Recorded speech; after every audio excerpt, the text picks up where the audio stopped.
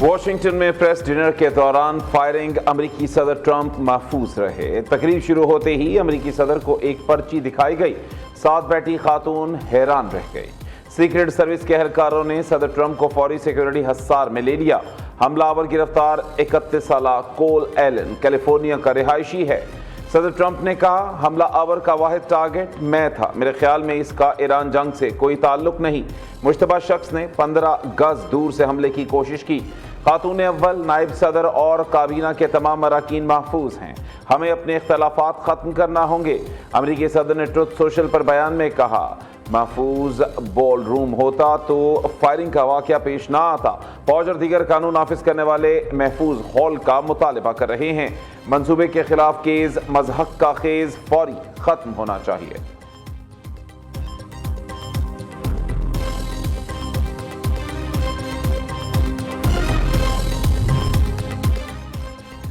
امریکی صدر کی ایک بار پھر وزیر اعظم شہباز شریف اور فیلڈ مارشل سید عاصم منیر کی تعریف۔ صدر ٹرمپ نے کہا، پاکستان کی یہ دونوں شخصیات ہمارے لیے قابل احترام ہیں۔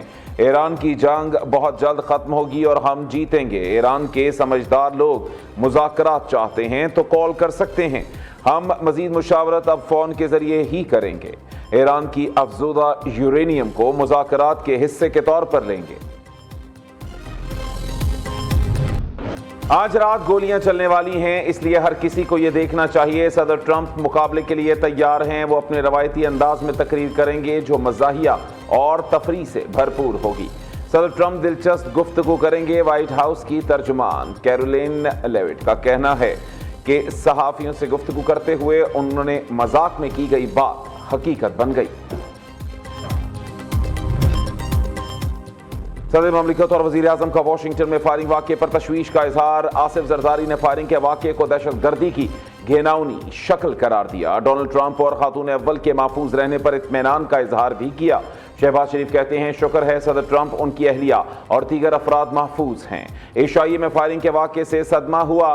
نائب وزیر اعظم اسحاق ڈار نے کہا کہ پاکستانی حکومت اور عوام کی نیک تمنائیں امریکی صدر اور عوام کے ساتھ ہیں۔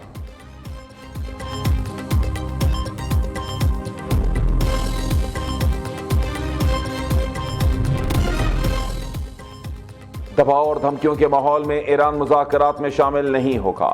ایرانی صدر مسعود پزشکیان نے ٹرمپ انتظامیہ پر واضح کر دیا۔ ماضی میں کیے گئے امریکہ سے مذاکرات نے بد اعتمادی میں اضافہ کیا۔ جارحانہ اقدامات ختم کرنے تک اعتماد بحال نہیں ہو سکتا۔ ایران مسائل کو حل کرنے کے لیے منصفانہ اور منطقی راستے کا خیر مقدم کرے گا۔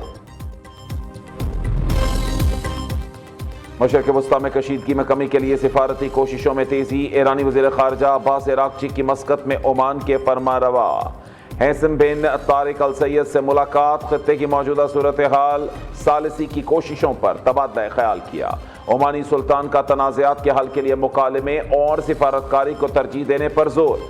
عباس عراقچی نے کہا، موجودہ حالات میں سفارتی روابط نہایت اہم ہیں۔ ایرانی فورسز کی آبنائے ہرمز میں کارروائی، خفیہ طور پر گزرنے والے 2 اسرائیلی کنٹینرز بحری جہاز قبضے میں لے لیے۔ ایرانی حکام کے مطابق دونوں جہازوں نے سمندری قوانین کی خلاف ورزی اور نیویگیشن سسٹمز میں مداخلت کی۔ خاتم الانبیاء ہیڈ کوارٹرز کے ڈیپٹی انسپکٹر بریگیڈیئر جنرل محمد جعفر اسدی نے بیان دیا، ایران وینزویلا نہیں جس کے وسائل آپ لوٹ لیں۔ دشمن نے جارحیت کی تو سخت جواب دیا جائے گا۔ امریکہ کو آبنائے ہرمز پر کنٹرول نہیں کرنے دیں گے۔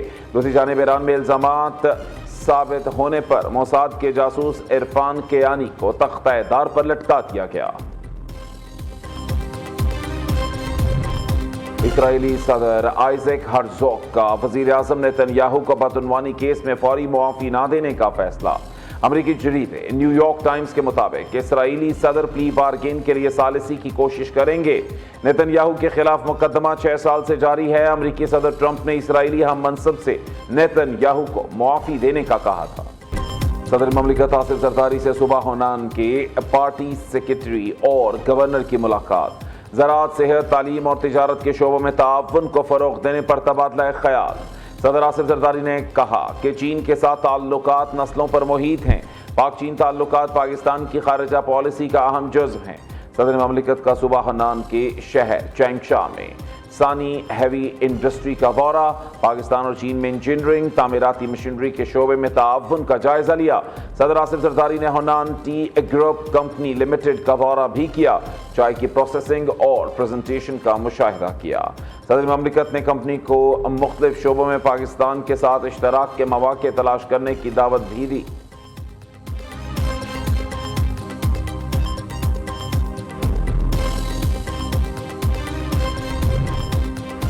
وزیر اعلیٰ مریم نواز کا 50 ایکڑ پر مشتمل پنجاب فلم سٹی کی قیام کا اعلان، Nawaz Sharif I T city بھی قائم کیا جائے گا۔ مریم نواز کا کہنا ہے فلم سٹی منصوبہ ملک کا پہلا مکمل end to end media production hub ہے۔ فلم، ٹی وی، اینیمیشن اور ڈیجیٹل میڈیا کے لیے جدید سہولیات ایک ہی چھت تلے ملیں گی۔ وزیر اعلیٰ مریم نواز کی زیر صدارت خصوصی اجلاس، لاہور کی بڑی سڑکوں کو ٹریفک کے حوالے سے ماڈل بنانے کا فیصلہ، lane line discipline, road side parking اور ون وے کی خلاف ورزی پر زیرو ٹالرنس۔ مریم نواز نے کہا لاہور کی ٹریفک میں بہتری کے لیے فوری اقدامات یقینی بنائے جائیں۔ دوسری جانب پنجاب میں دفعہ 144 کے نفاذ میں 30 روز تک توسیع، صوبے میں کھلی فضا میں ڈرون اڑانے پر مکمل پابندی برقرار۔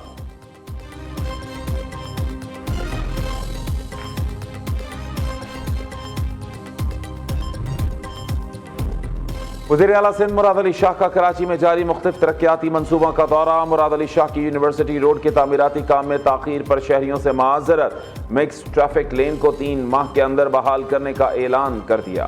کہا عوام کی امیدیں سندھ حکومت سے وابستہ ہیں، کراچی کے شہریوں کی تکالیف کا ازالہ ضرور کریں گے۔ وزیر اعلیٰ سندھ نے اسلامیہ کالج سے کامران چورنگی تک BRT منصوبے کا معائنہ کیا، منصوبہ جلد مکمل کرنے اور ٹریفک کوریڈور کو بہتر بنانے کی ہدایت دی۔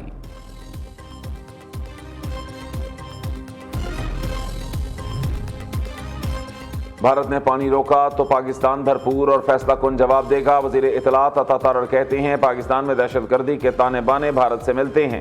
پاکستان نے بھارت کے پہلگام ڈرامے کو پوری دنیا میں بے نقاب کیا۔ وزیر اعظم نے پہلگام واقعے کی غیر جانبدار تحقیقات کی پیشکش کی تھی۔ بھارت کے ہاتھ صاف ہوتے تو پہلگام واقعے کی تحقیقات میں 1 منٹ نہ لگاتا۔ مودی سرکار نے جھوٹا آپریشن کر کے عالمی سطح پر کوئی ثبوت نہیں دیا۔ 1 سال ہو گیا ہے جب یہ فالس فلیگ آپریشن کے بعد 6 اور 7 مئی کی درمیانی شب بھارت نے پاکستان کے اوپر حملہ کیا، پاکستان کی مذہبی عبادت گاہوں کو اٹیک کیا، پاکستان کے نہتے شہریوں کا قتل کیا، اور تو اور ایسے ڈرون بھیجے گئے جنہوں نے ننکانہ صاحب کے قریب، گردوارہ صاحب کے قریب۔ بھارت نے پہلگام فالس فلیگ آپریشن کر کے پاکستان میں جوہریت کا منصوبہ بنایا، پاکستان نے گھناؤنے منصوبے کی عالمی سطح پر تحقیقات کا مطالبہ کیا۔ بھارت کے ہاتھ اقلیتوں کے خون سے رنگے ہوئے ہیں، مودی سرکار عالمی سطح پر سفارتی تنہائی کا شکار ہو چکی۔ وزیر اقلیتی امور پنجاب رمیش سنگھ اروڑا کی پریس کانفرنس، صوبائی وزیر نے بھارت میں اقلیتوں پر مظالم کی ویڈیوز بھی چلا دی۔ وزیر مملکت مذہبی ہم آہنگی کھیل داس کوہستانی نے کہا کوئی مذہب دہشت گردی کی اجازت نہیں دیتا۔ راول مودی نے بھارت کی شناخت کو داغدار کر دیا۔ رکن کمیٹی راجیش کمار بولے مودی نے اپنی سیاست کے لیے خطے کے امن کو داؤ پر لگایا۔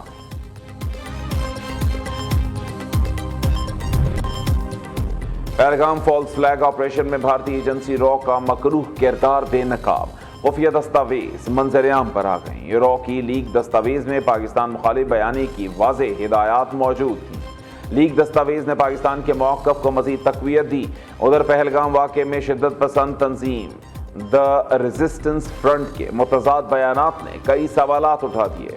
تنظیم نے 22 اپریل کو ذمہ داری قبول، 25 اپریل کو لا تعلقی ظاہر کی۔ بھارتی میڈیا نے بغیر شواہد پاکستان پر الزام عائد کیا، جسے پاکستان نے مسترد کرتے ہوئے شفاف تحقیقات کا مطالبہ کیا۔ نائب وزیر اعظم اسحاق ڈار نے عالمی سطح پر شواہد کے ساتھ پاکستان کے 2 ٹوک موقف کو تسلیم کرایا۔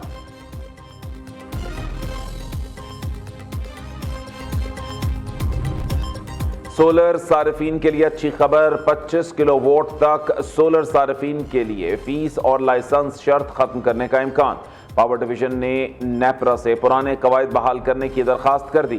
وزیر توانائی اویس لغاری کی ہدایت پر چھوٹے سولر صارفین کو ریلیف دینے کی کوشش۔ 2015 پالیسی کے تحت 25 کلو واٹ تک سولر سسٹم کے لیے فیس اور لائسنس کی شرط نہیں تھی۔ ڈیزل فارمولا تبدیلی کسی دباؤ کا نتیجہ نہیں، پیٹرولیم ڈویژن اور ریفائنریز کے درمیان رضاکارانہ معاہدہ طے پایا۔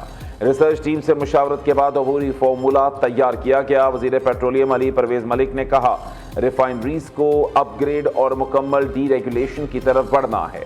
ریفائنریز کو عالمی سطح کے مطابق منصفانہ قیمت دینا ضروری ہے۔ قیمت ادائیگی سے مقامی ریفائنریز کو بھارتی ریفائنریز کے ہم پلہ لایا جا سکتا ہے۔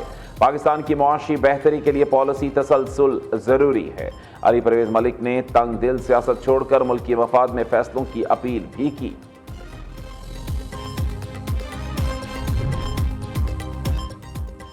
امیر جماعت اسلامی کا پیٹرول کی قیمت 250 روپے مقرر کرنے کا مطالبہ۔ پنجاب حکومت کی گڈ گورننس صرف جھوٹے اشتہارات تک محدود۔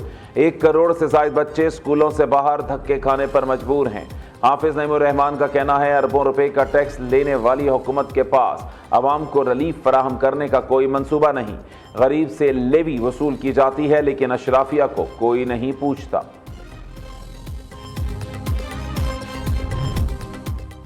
بے نظیر انکم سپورٹ پروگرام سے غیر مستحق افراد کے رقوم وصول کرنے کا انکشاف۔ ضلع مٹیاری کے 600 سے زائد سرکاری ملازمین کی بیگمات BISP سے رقوم وصول کرتی رہیں۔ مختلف محکموں کے افسران اور ملازمین سرکاری ریڈار پر۔ سینکڑوں ملازمین کی تنخواہوں سے کٹوتی کا آغاز ہو گیا۔